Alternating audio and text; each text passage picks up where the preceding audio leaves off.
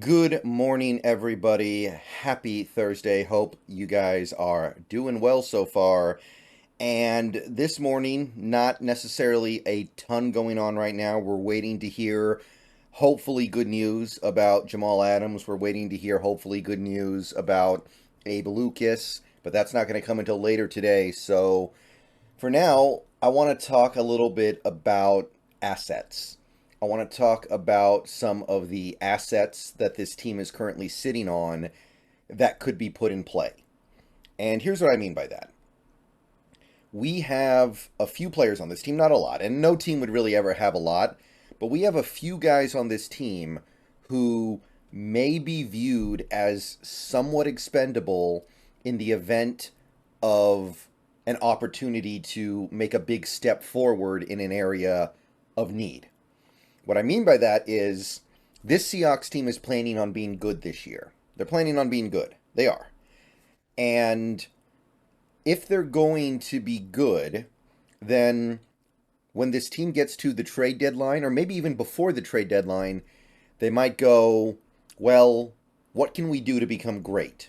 Or maybe they go into the trade deadline great and they're like, how do we become dominant? You guys, I think you guys get what I'm saying here. So what do you do in that circumstance? There's very little left in free agency. You're not going to do that. Unless you have a big time player coming back from an injury that he suffered early in the season or before the season started, you're not going to get anything from in-house that's going to change your destiny that much. So you might make a trade. And obviously, when you're trading for players, your primary currency is going to be draft picks. But sometimes you need a little bit extra to bridge the gap between a trade offer that a team will take and a trade offer that they won't. So, if you want to talk about trading for guys like Chris Jones of the Chiefs, or Quentin Nelson of the Colts, or DeForest Buckner of the Colts, or Grover Stewart of the Colts, or whoever else is going to come available as this season goes on, or might be available right now for all we know. Um, if you're talking about acquiring those guys, yeah, you're primarily going to give up picks, but sometimes picks aren't quite enough. Sometimes you got to throw in that little extra as a player. So I want to talk about some guys who could get involved in a trade like that and what their value might be in a trade like that. So, about a month ago, I made a video talking about how we might be able to trade a cornerback, and I kind of isolated Trey Brown as being somebody who would be a trade candidate. But at this point, I think that's probably not on the table because of the Witherspoon health situation. So, I don't think we're trading a defensive back until we know that Witherspoon is just locked in, ready to go, and we're not going to know that for a little bit. So, maybe when you get to the trade deadline, you'll be like, okay, we really like what we have, and there's no room for Trey Brown. You can offer him up probably for like a sixth or seventh round pick, very little value. But beyond that, there are three guys, the way I see it, and really two of them I think are kind of tough. The first guy's Noah Fant, tight end, 6'4", 250 pounds. He is a playmaking tight end, very much so, who's also proven that he can be a pretty good blocker. He's going to turn 26 later this season. You can see the numbers he's put up in his career. He's had some pretty prolific years. Last year, however, was, in terms of numbers anyway, the worst season of his career. Now, that was because he was on a team that had really good receivers, so there weren't that many balls to go around. But he's proven that he's capable of being a 65 to 70 catch guy on the right team in the right situation. And last year, on a good offense, a good team that had to prioritize getting the ball to their elite receivers, he still caught 50 passes for almost 500 yards. So, good player. But the issue here is the contract. If you take a look at Noah Fant's contract, he's in the fifth year of his rookie deal, which is a lot bigger than the previous values of the previous amounts that he had to be paid.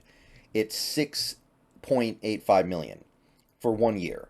So he's basically on a 1 year, $6.85 million deal, almost $7 million. So that's not really cheap anymore.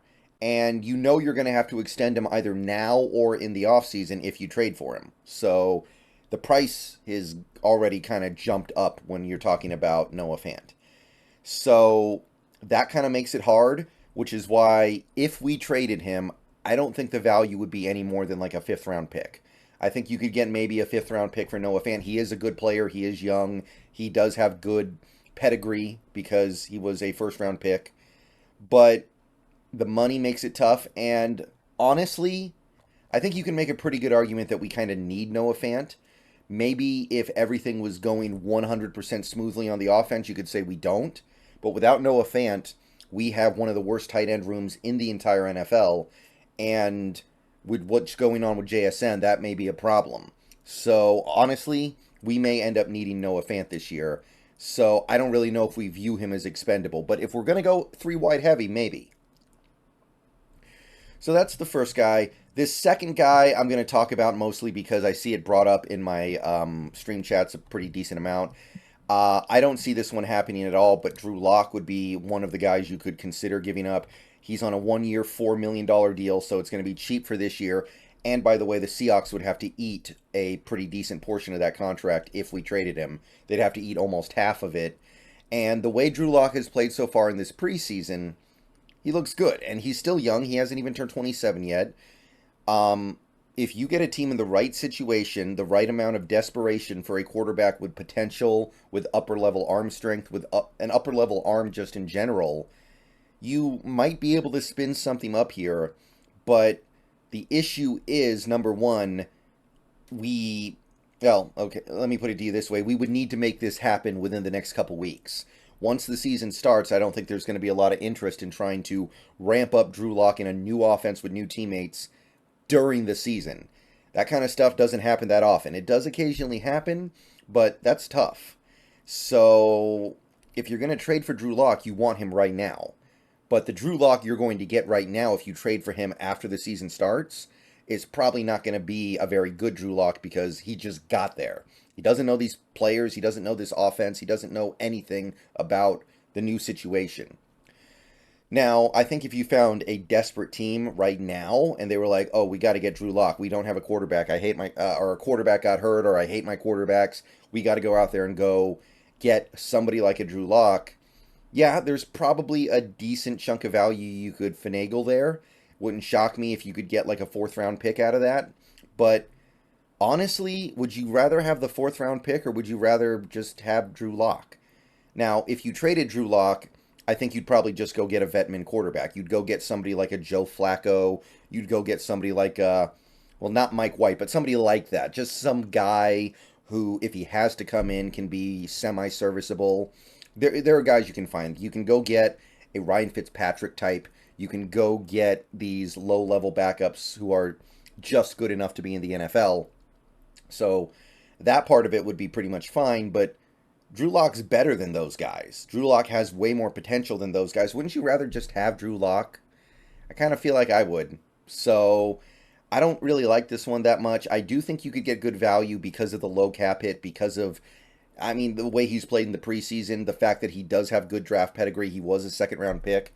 I actually think that maybe in the right circumstance, the right team, you could even get a 3rd round pick. But it would have to be a really precise, exact situation, and I just don't know if I would do it anyway. Last guy, and this is the guy who I think people should really start to circle as a potential trade candidate before the season starts or a few weeks, month and a half into the season, basically anytime leading up to the trade deadline, Darrell Taylor. Darrell Taylor still on that rookie deal. He turns 27 next offseason, so still young. 2nd round pedigree. Productive so far in his career. He's got 16 sacks across 2 seasons in the NFL. Good pass rusher. Almost got to double digits last year, despite losing a lot of playing time to Mafe and Nwosu. Obviously a flawed player. Obviously a player that has some things wrong with him. Not good against the run. One-dimensional. And you wouldn't call him a complete pass rushing wizard. But pass rushers are valuable in the modern NFL. And even a guy like a Darrell Taylor, who is not a superstar by any stretch, the fact that he does give you good pass rush and also has some potential to maybe even get a little better than he currently is, I think that there is probably some decent value here coming off the season that he just had. Also, remember, this upcoming season, 2023, his cap hit is only 2.15 million, and we would eat some of that. According to Spotrac here, it would be about $620,000 of it. So you would get him for 2023 for less than $2 million. Actually, it would be a little bit less than, well, actually, I'm sorry, a little bit more than $1.5 million, so very cheap. Next year, he's a restricted free agent, according to Spotrac. If that's true, you can keep him for a few million next year, also very cheap. So he's basically got 2 years left on his rookie deal. So you getting that control over his ability to get a big contract over the next 2 years is also a massive deal. So because of these things, because of the price, because of the player, etc., I actually think Darrell Taylor could fetch a pretty decent return. Maybe a third round pick. I'd say at least a fourth, but I think a third is pretty reasonable for a guy who's produced like this and has all these things working in his favor. And the thing is, if you trade Darrell Taylor, you now have a spot freed up to keep Levi Bell. So if you trade Darrell Taylor, you bump Derek Hall up a spot, you bump Tyreek Smith up a spot, and now, boom, Levi Bell has room on the roster. So that's going to make a lot of people happy. It's going to also kind of give Derek Hall an opportunity to do more as a rookie. I don't know if we love that or not, but it's something that would happen and something that would be okay. I think he could handle being the first edge rusher off the bench, and everything just kind of comes together a little bit more. So those are the three guys who I think could be moved before or during the season for the Seahawks. Let me know what you think. I'm out of here. Go Hawks.